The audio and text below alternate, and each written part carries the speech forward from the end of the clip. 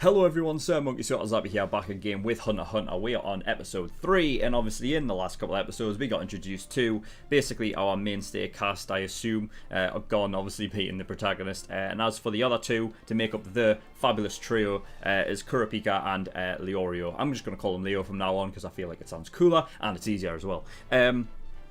So yeah, the whole world in which they inhabit, it seems like the profession to really, to go after that basically puts people on pedestals and all legendary is the hunters themselves. So in order to become a hunter, you have to take a hunter exam, which obviously our crew is about to do. I mean, they're sort of like in the midst of the exam already, but I still don't think it's the meat of the exam. I feel like it's just, it's still getting to that point. So yeah, I'm loving the crew already. I'm liking that sort of dynamic. I like how Kurapika has a sort of a real intrigue about Gon in the way that he sort of is so happy-go-lucky and whatnot. And then obviously Leo being a bit more of the materialistic. He's dressed in a suit. He seems like he's going to become the doctor of the group because he has that sort of, the part of the test in the last episode. He was praised for his work of basically tending to somebody. So yeah, he's probably going to be the healer of our group, and yeah, I don't think there's anything else to really talk about. I mean, they're just getting to, trying to get to the exam at this point. So yeah, I think we'll just hop straight into episode 3 and see what we get. So without further ado, let's go.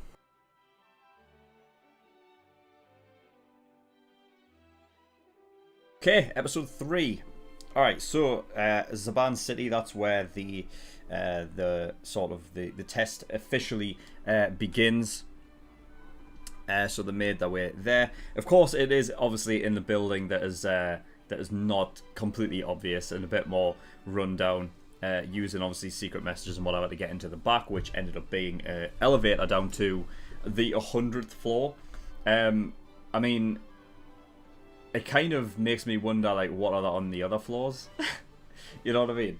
Because if that's just, like, if it is just a restaurant, like they say, then I'm kind of thinking that,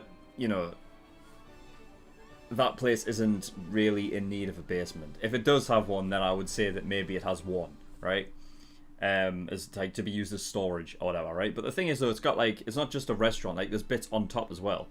It could be like where the guy who works there, it might be his business. He probably lives up above.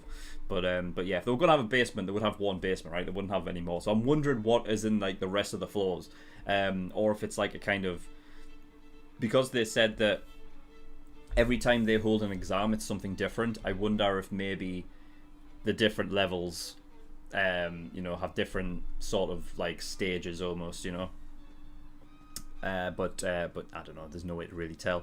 So yeah, I think the guy who was taking them there, the Kiriko, is that what it is? Yeah, the Kiriko guy. He said that, I think he said that 1 in 10,000 make it to apply. I think that's what he said that the odds were.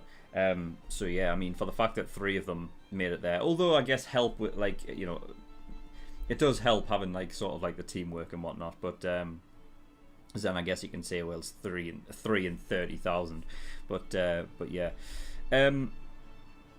So yeah, they went down to the 100th floor. They met Tonpa, who's been there 35 times. He is known as the Rookie Crusher. And he can't get accepted really because he focuses on crushing rookies instead of focusing on the stage itself.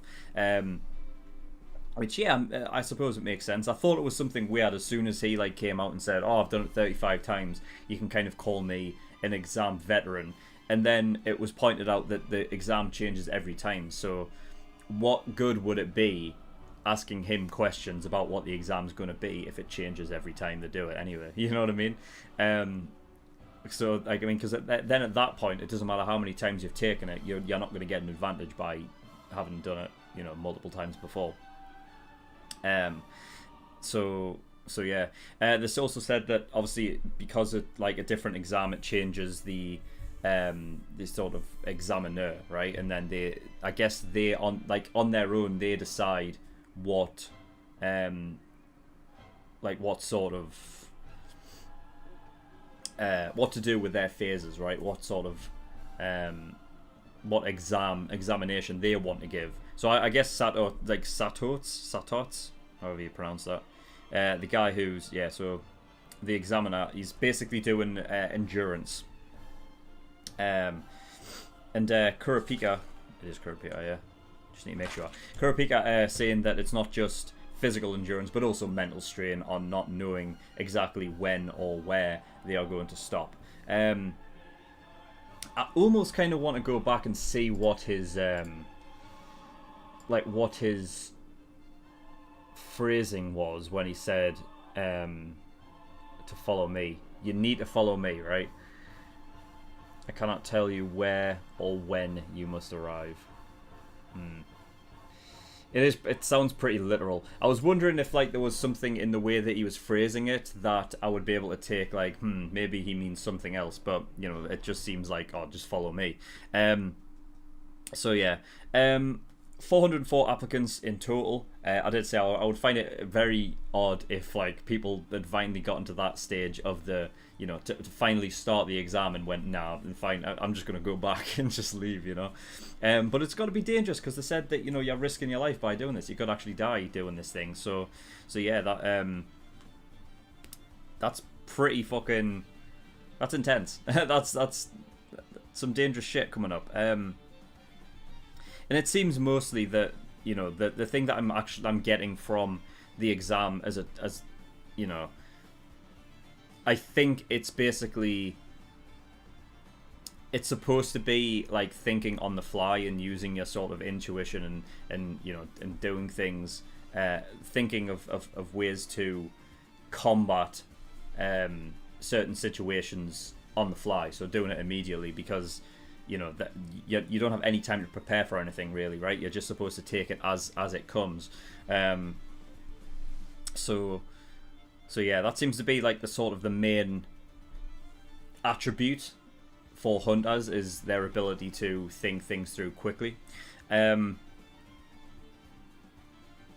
So yeah, we got introduced to a couple of interesting people. Hisoka, again, he's another one of those characters that I have seen before. I've seen the character itself, the image of him, and also Killua as well, because he's one of the characters that I sort of used for my what do you call it, my overlays and things like that. So yeah, I've seen him before, but what I obviously didn't know is the fact that he can't be affected by poison for some reason. I don't know whether it's a case of where he was brought up, if he has some kind of immunity because of his heritage or his lineage, wherever he grew up. Maybe there was some kind of, I don't know, just natural almost deterrent to poisons, where depending on where he comes from. But yeah, like I said before, I don't know if laxative kind of fits in the poison. I don't know. I don't know if because I wouldn't call laxative a poison. It can be dangerous in Tonpa said, if you take too many, it can dehydrate you, because obviously the way that it works is basically it's turning everything to liquid by using your own body. It's basically, it can dehydrate you that way, So yeah. And then Hisoka, so the magician guy, that's what they call him, the magician. I don't know whether it's, I mean, he claimed that what he did to that guy wasn't an illusion or anything like that, that he actually turned somebody's arms into flower petals. I thought it was a case of he touched them, so therefore it happened. It's sort of an automatic thing, just don't fucking touch him, But no, it's because he didn't apologize, so he... That's nuts. That's crazy. I don't know if that's a permanent thing. I don't know if he's literally just taken off his arms. But yeah, that's fucking, that's nasty stuff. So yeah, that's basically all I've got. The only other thing I got written down was Gon, when he said that he can, the reason that he can tell slight changes, I guess, in senses, so smell, touch, taste, is because he's sampled mountain plants and whatnot, so all that kind of stuff, and that's the reason why he can sort of, he has that sort of nuance, sort of, he can tell the slightest difference of something because of that. I mean, I did say in previous episodes that I think because he's sort of he hasn't really I don't feel like he's a kid that has been at home a lot. Like, I feel like he goes there to sleep and eat, but then he goes out and just, you know, be's one with the wilderness. You know, so I guess he kind of has this sort of animalistic instinct almost in a way, you know what I mean? And that's why he's like so one with wildlife. But yeah, so they're in the middle of phase 1. All they need to do is follow Sir Tuts to phase 2. So yeah, I feel like it's going to be an endurance thing, but who knows? There may be some surprises along the way. Like, I don't know, like follow them. Yeah, I feel like it's not going to be as simple as just a tunnel. But I could be wrong. I feel like there's going to be booby traps along the way, maybe, like to sort of like, you know, to catch people off guard and whatnot. But we'll just have to wait and see. But that is all for episode 3. So thank you everyone for watching. In the description below, links to certain things. Discord, if you want any information regarding my content, or you just want to come talk to me or the community, feel free to jump over on my Discord. SirMonkeySuit.com, SirMonkeySuit.com, my website, all my content. Fucking hell, I can't even speak. All my content is over there, so if you do want to go see, like, you know, basically all my shit is over there, so get yourself over there. You can also join the forums and whatnot, and Patreon. So if I do have a Patreon, if you do want to support me, that'd be very much appreciated. There's a bunch of different tiers and rewards depending on how much you want to support me with. So there's the early access tier, $5 a month, gives you access to shows a week early. And you get 4 episodes of Hunter x Hunter every week. That's 2 on Monday and 2 on Friday. So if you're clamoring for more reactions from me from Hunter x Hunter more frequently, early access is the one for you. $10, that's the full length. So if you want to see my full unedited reaction to all of the shows that I do, everything I react to gets a full length, then that's where you want to go. Exclusive tier, that is the $15 a month. That gives you access to a bonus show I'm currently reacting to, which is 7 Deadly Sins. So if you want to see my reaction to that, then you want to become an exclusive tier patron.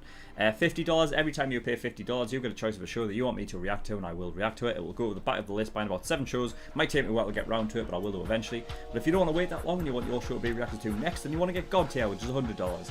And that is all. So thank you for watching. I'll see you all next time. Bye bye.